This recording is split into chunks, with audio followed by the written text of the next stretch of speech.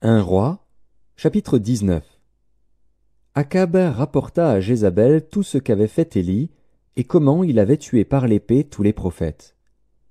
Jézabel envoya un messager à Élie pour lui dire « Que les dieux me traitent dans toute leur rigueur, si demain, à cette heure, je ne fais de ta vie ce que tu as fait de la vie de chacun d'eux. » Élie, voyant cela, se leva et s'en alla pour sauver sa vie. Il arriva à Beer-Shéba, qui appartient à Juda, et il y laissa son serviteur.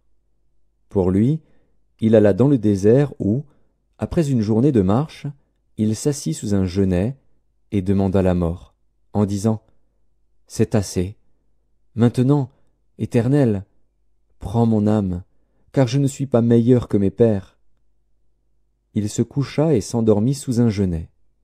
Et voici, un ange le toucha et lui dit « Lève-toi, mange. » Il regarda, et il y avait à son chevet un gâteau cuit sur des pierres chauffées et une cruche d'eau.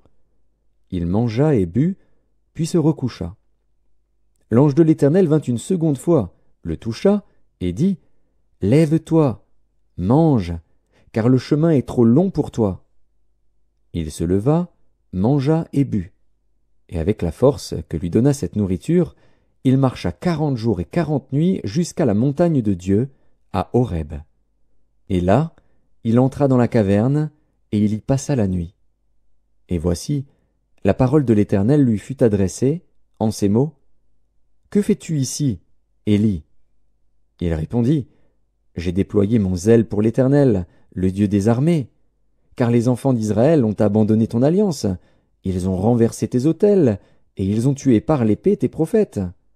Je suis resté, moi seul, et ils cherchent à m'ôter la vie. » L'Éternel dit, « Sors, et tiens-toi dans la montagne devant l'Éternel. » Et voici, l'Éternel passa, et devant l'Éternel, il y eut un vent fort et violent qui déchirait les montagnes et brisait les rochers. L'Éternel n'était pas dans le vent. Et après le vent, ce fut un tremblement de terre. L'Éternel n'était pas dans le tremblement de terre. Et après le tremblement de terre, un feu. L'Éternel n'était pas dans le feu. Et après le feu, un murmure doux et léger.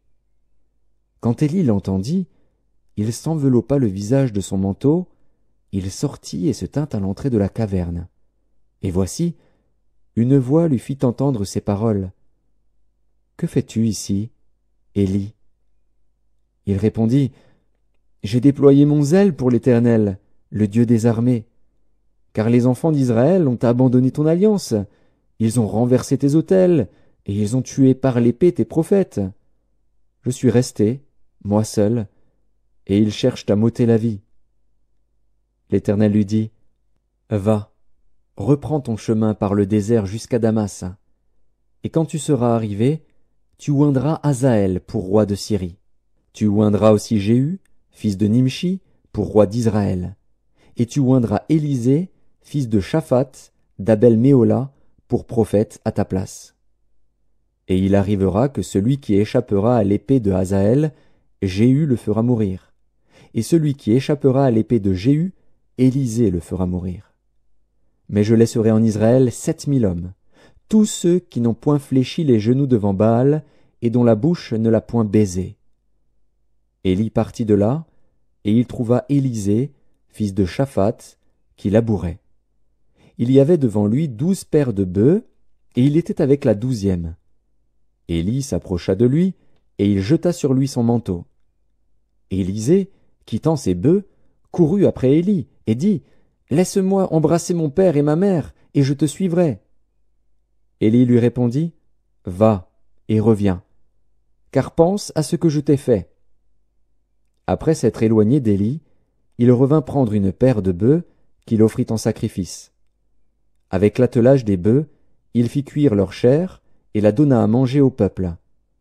Puis il se leva, suivit Élie et fut à son service.